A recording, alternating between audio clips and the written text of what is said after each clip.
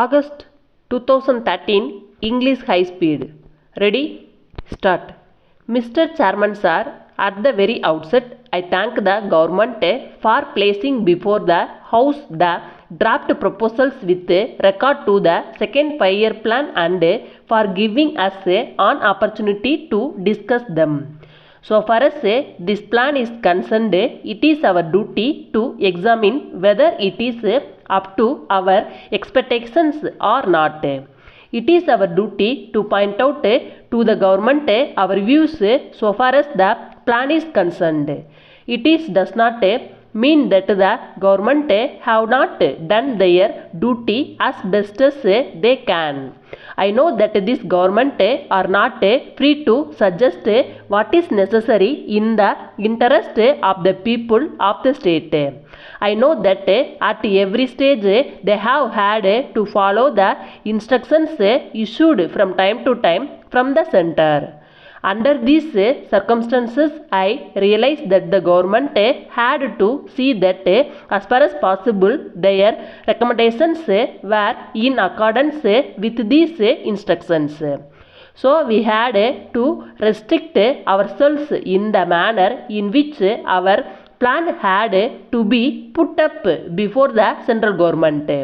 In spite of it, it is true that our plan is a realistic one. At the present time, in all countries, planning has become the order of the day.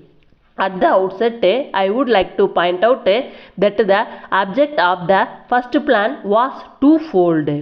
First of all, it was to meet the great deficit in food in all parts of the country.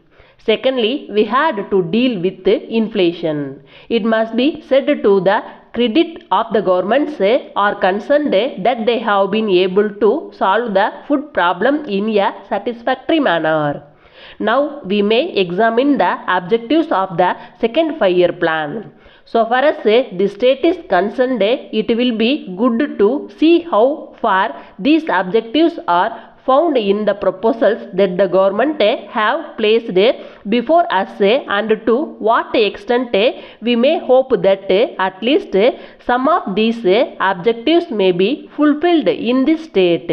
So far as the objectives are concerned, the first objective is an increase in national income. For this purpose, some figures have been given as to the growth in national income. But it must be said that so long as the price levels of all the commodities change from time to time, we cannot say that the increase in national income will increase the purchasing power of the people. The second objective is full employment.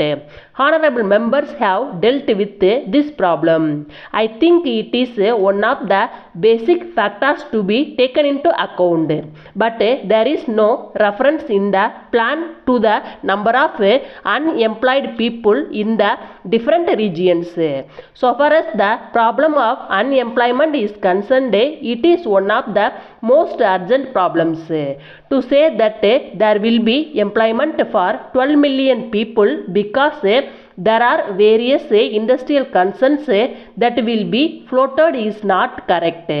As a matter of fact, unemployment is a problem of the locality because we cannot take the unemployed people from one part of the country to the other.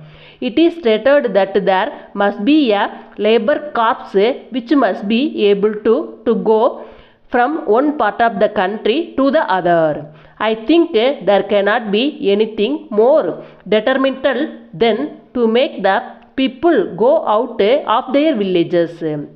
I am sure that it is the most difficult thing to raise a labor corps. I would like to point out that employment is of various kinds. Honorable members have already dealt with it. The problem of unemployment covers various categories. I think it will be well to consider so far as our state is concerned these categories separately and see what can be done. It is true that some of the educated people should be observed by the expansion of educational activities in the state. I think that the Frustration in this category is a great danger to the state.